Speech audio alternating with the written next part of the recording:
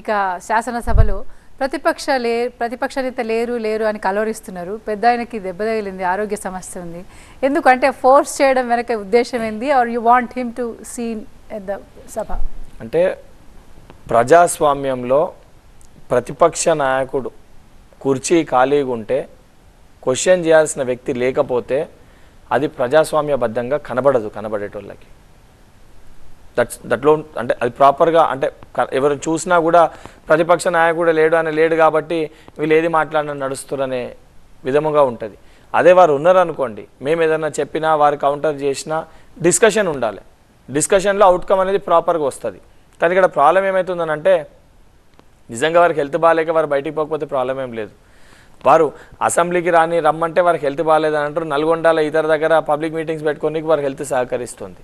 So వారు సిస్టమ్ని డెమోక్రసీని follow అవుతలేరు కాబట్టి ప్రభుత్వంలో ఉన్న మా ముఖ్యమంత్రి గారు నేరుగా ప్రతిపక్ష పార్టీ నాయకులు వచ్చి మేమేమన్నా తప్పు చేసినా అసెంబ్లీ వేదికగా నేరుగా మమ్మల్ని ప్రశ్నించండి.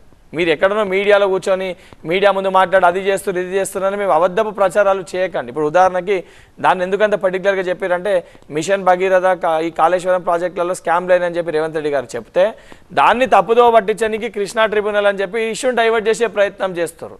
సో నిజంగా కృష్ణా ట్రిబ్యునల్ ఇష్యూ అవన్నీ ఆధారాలు ఉంటే ముఖ్యమంత్రి గారు ఏదైతే గత మాజీ ముఖ్యమంత్రి గారు కేసీఆర్ గారు వచ్చి ముఖ్యమంత్రి గారిని అదే అసెంబ్లీ సాక్షిగా అక్కడనే క్వశ్చన్ చేయవచ్చు కదా.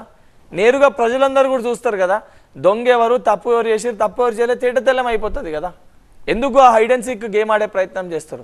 దొంగతనం చేసిన వాళ్ళే కదా బయటికి రారు. దొంగతనం చేయకపోతే నేరుగా డైరెక్ట్గా చర్చకే రావచ్చు అనే ఒక దాంతో రేవంత్ రెడ్డి గారు పిలవడం జరిగింది. అంటే కేసీఆర్ గారు అనుభవజ్ఞులు, చాలా ఆయనకి రాజకీయ 88,000 పుస్తకాలు చదివారు కదా.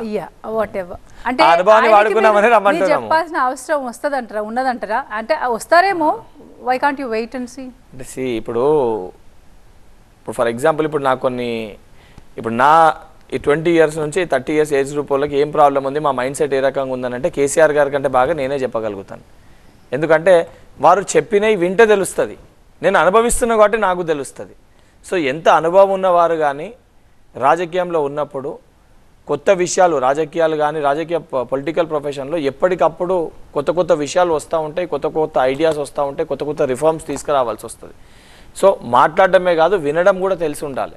దానితో పాటు కేసీఆర్ గారు మీరు అన్నట్టు చాలా అనుభవం ఉంది కాబట్టి సరే మేము వారికి ఏమి చెప్పలేకపోయినా మేము పెట్టే ప్రాజెక్ట్స్లో మేము పెట్టే స్కీమ్స్లో వారి ఇన్పుట్స్ ఇస్తారనే ఉద్దేశం లెక్క కూడా తీసుకోండి. మీరు ఇంకేదైనా ఇన్పుట్స్ ఇస్తారు కదా వారు వచ్చి అక్కడ ఇచ్చే బదులు, ఏదైనా మేము చెప్పినప్పుడు తప్పులు ఉంటే ఆ తప్పుల్ని సరిదిద్దనికన్నా ఉపయోగపడతారు కదా. సో దాన్ని ఉద్దేశించన్నా ఆ ప్రతిపక్ష పార్టీ చైర్లో కూర్చుంటే వాళ్ళకు కూడా అది అడ్వాంటేజే కదా. ఏదైనా స్కీమ్ ఉంది వారు ఏదైనా చెప్తారు, దాన్ని మేము ఇంప్లిమెంట్ చేస్తే వారికి కూడా అది మంచి పేరే కదా. సో ఆ హెల్తీ డిబేట్ ఉండాలి అనే ఉద్దేశంతో వారిని ఆహ్వానించడం జరిగింది with not any negative context. వారు దాన్ని నెగిటివ్ కాంటెక్స్ట్ తీసుకొని రమ్మంటున్నాను అంటే మరి గెలిచినప్పుడు ఆ కుర్చీలో కూర్చున్నప్పుడు మరి అపోజిషన్ లీడర్ ప్రతిపక్ష నాయకులకి వారెందుకు పొజిషన్ తీసుకుని ఇంకెవరికైనా ఇచ్చేది ఉండే వచ్చే ఉద్దేశం లేదనంటే